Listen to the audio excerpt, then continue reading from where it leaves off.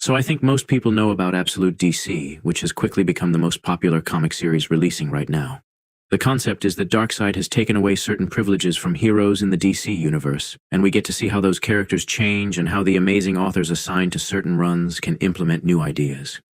This was started almost in sync with the release of Marvel's new Ultimate Universe, serving as a counterpart. The difference between the two is that one only lasted 2 years and recently ended, and the other is still alive and strong. While Marvel's universe was often underwhelming, DC's has been the opposite. So, I wondered what it would be like if Marvel were able to take the exact mold DC was given to work with and how that would mesh with certain characters, to take away their main privileges and see how they and their stories react to that. First up, we have Spider-Man, Marvel's most valuable property, who will basically be included in any of their projects when possible. For Spidey, I wanted to go with something different from the Ultimate Universe, which dispenses with the idea of Aunt May dying instead of Uncle Ben, or Peter being bitten as an older man. This gave me the idea of stripping Peter of his secret identity, which would have a massive effect on him and his life. In my idea for Absolute Spider-Man, Peter continued on his path of becoming a wrestler, never hiding his identity. As it becomes increasingly obvious that Peter has powers, he becomes a target of Oscorp, a multi-billion-dollar company led by Harry Osborn. When Peter resists being taken for testing, Aunt May, Uncle Ben, and MJ are brutally killed by the Sinister Six, a group of horrifying genetically modified enforcers for Osborn. Mary Jane had given birth before her death, and Peter has to care for his new baby, Mayday, while actively on the run and fighting off the Sinister Six. Flash Thompson is an FBI agent investigating Oscorp who helps Peter. Eddie Brock is the leader of a mass corporation backed by his discovery of the symbiote and is married to Felicia Hardy, who has an affair with Peter, which leads to conflict with Eddie and ultimately the creation of Venom. The story is practically a revenge story like Kill Bill, with Peter going through the Sinister Six to get to the top of the ladder and fight Harry, who controls his father, who has become a full-on green goblin monster. Peter learns after almost killing Sandman that the Six are all victims, and he begins his journey to becoming a better hero, stating his no-kill rule. Next is Daredevil, who was taken from his father to pay off debts. Under Kingpin's control, Matt becomes an excellent boxer and Kingpin's right-hand man next to Wesley. His powers are given to him through frequent injections of the acid that gave him his powers in the main universe. These injections slowly turn him blind, but Matt is reliant on his powers because he would be deemed useless without them. This story would be similar to the first season of Vinland Saga, where Matt would be on Kingpin's side but always trying to get his revenge against him. It would delve into themes of abuse and addiction, and Bullseye would work alongside Matt, testing him and his morals. Karen Page is a common love interest of Matt and is a common informant for Matt and Bullseye. Matt is constantly pressured to kill, but he always ultimately refuses, leading to punishment or Bullseye completing assignments for him. Kingpin still keeps him close, though, having a soft spot for Matt. Foggy is still a lawyer in this universe, and is the catalyst for Matt starting his revenge against Kingpin by deconstructing his empire from the inside. Daredevil also has an amazing rogues gallery of villains like Muse, Typhoid Mary, and The Hand that could be used in crazy, absolute-type ways. Next we have Deadpool, who I think could have a very interesting, trippy comic run similar to Absolute Martian Manhunter, where instead of joking about the fourth wall, he is actively haunted by being part of a story, never gaining powers. Wade is a man with only a month to live before cancer consumes him, going on a mission to save himself and escape his own narrative as a comic book character. This would be intertwined with his early life as a mercenary working for Trask Industries, which affects his current life as a distraught group of mutants called the X-Force hunts him down.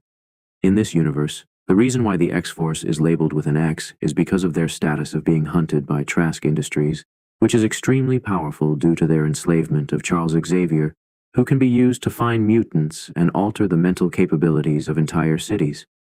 In my Absolute X-Men comic, Magneto would be a retired leader whom the X-Men must seek out to figure out how to make more helmets so they can go undetected by Xavier. Wolverine is much more feral and has regrown inconsistently due to adamantium poisoning, so he's more animalistic as well. Cyclops is a grizzled leader who fights Trask with lethal, more uncontrollable blasts. Genosha has become the main base of Trask Industries' mutant testing, and they aim to stop the mutant genome from recurring permanently. Throughout the story, Xavier becomes increasingly insane, and Jean Grey begins to pose a major threat. By the end of the story, Cyclops must make a decision between letting the humans burn or continuing his brutal mission for peace in the face of cruelty. In an Absolute Hulk book, the gamma radiation that turned Banner into the Hulk would not be contained. Banner would be an overworked researcher in New York City when a gamma bomb is dropped in the middle of the city. Trying to save civilians, Banner is caught in the blast, along with many others. To put a spin on it, Hulk would be even more of a terrifying monster with his original gray skin. Banner would be a target on a long list of people affected by the blast, helping others like him to create a haven like Planet Hulk. The story would also be riddled with psychological and body horror as Banner tries to escape his other terrifying nature that wreaks unprecedented havoc whenever he gets angry. The Thunderbolts would be some of the main antagonists set on killing anyone affected by the bomb, and would be full of powerful characters like Sentry, Ghost, and Moonstone. Next, we have Absolute Thor, which would take place after Ragnarok, as Donald Blake wields a magic belt called Magingjord, which allows him to be possessed by the spirit of Thor. Donald Blake doesn't know how or why he was transported to Asgard from Midgard, and throughout the series, he'd find out he was an artificial being created by Odin as a last stand. As this unravels, he discovers that his memories, which are flashed back to during the story, were created and were never real, including his relationship with Jane Foster. The series would show him rebuilding Asgard and fighting Loki, who is a full ice giant wielding the power of the Darkhold. Beta Ray Bill would be an older mentor to Blake, training him and guiding him along his fantastical journey as he faces villains like Gore the God Butcher and allies like Heimdall in his quest to save Odin and balance the power of the Nine Realms. By the end of the story, Odin is revealed to be a tyrannical leader, and after Blake defeats Loki, instead of giving power to Odin, he liberates the realms. When he returns to Midgard, he gets to truly meet Jane Foster, and they start a real life together.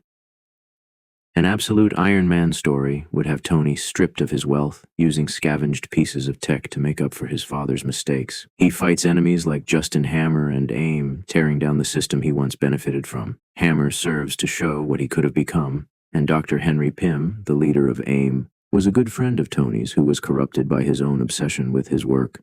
He is also constantly being hunted by the Department of Damage Control for stealing tech from high-profile companies. He struggled with how his own heroism deteriorates his body, causing him to work constantly on his suits with not much money for food or water. It dives into themes of corruption, obsession, and shame, serving as an interesting character study for Tony Stark. Now that I've given my ideas, I'd love to hear what you guys think and give your own ideas in the comment section below. They're not the most refined stories, but if you'd like more videos like these, like the video and subscribe. Thanks for watching, and I'll see you next time. Bye-bye.